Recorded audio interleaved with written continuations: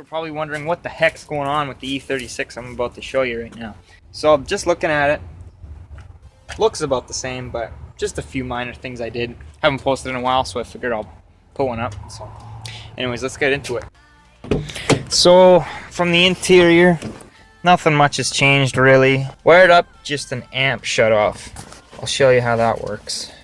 Got radio, flick the switch, it turns off, but the deck stays on. You can't see that, whatever. Flip it back and yeah, pretty self-explanatory. Some sad news is that the subwoofer finally blew up. We'll go look at that now. So this 10-inch hurts.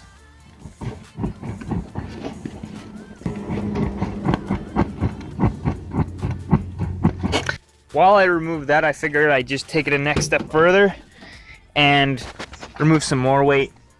Just took out all the carpet. I realize I can remove even more weight if I take the spare tire out, but I drive this thing like 5 times a day, and I would hate to be on the highway and it blows up, and I'm stranded with that one. But probably going to do up this wiring job eventually, make it look better.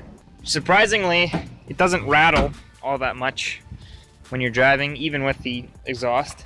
Something that was just done was the resonator was put back on, as I mentioned in my last video. So where is it? Right there. We have a pretty big bottle on there, which sounds nice. Let's do that.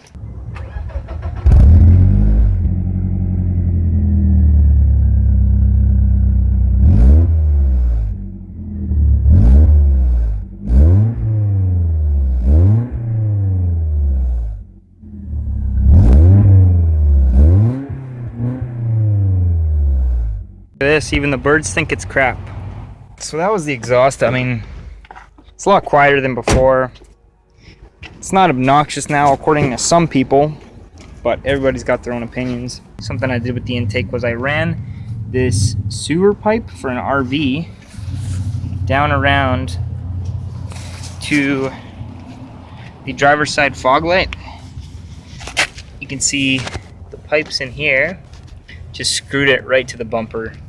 Really lazy, but it works. And then I cut another piece of plexiglass, the old piece, to the shape of the fog light, and you can see it's not bad for a DIY, but I think it looks a lot better than just a pipe sitting there. This is the big pile of carpet that I removed.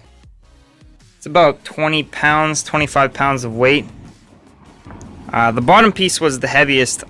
I actually wanted to keep the bottom piece in. It really doesn't matter. It's gonna sit in there fine either way. But that was the heaviest piece. That was kind of the most important. I got my workbench over there on the far side. It's a complete disaster. More bits of plastic. Tool bench.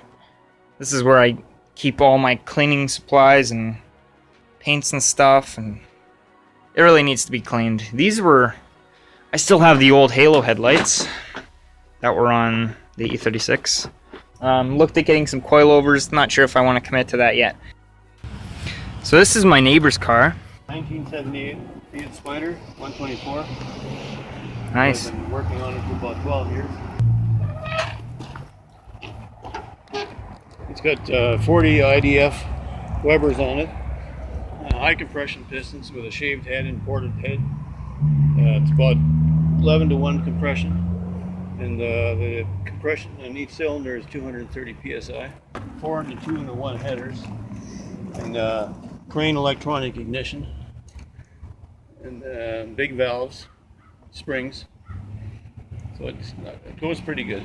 About 150 horsepower, I think, from when it was 78, I think, originally, because it was all full of smog equipment and a smog pump and a bunch of hoses. I took all that off, and I raised the compression from 8-to-1 to about 11-to-1. So I used 94 octane fuel with a Lucas additive to make it about 98. And I put drilled racing type rotors on it and mini light wheels from England.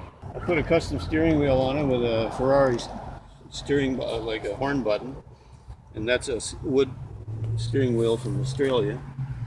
And I put extra gauges in because all it had was idiot lights before. And I did the door panels by dyeing them because they're $200 a piece to buy them. So, and it's got a new exhaust system on it, aluminized exhaust, 2.5 inch.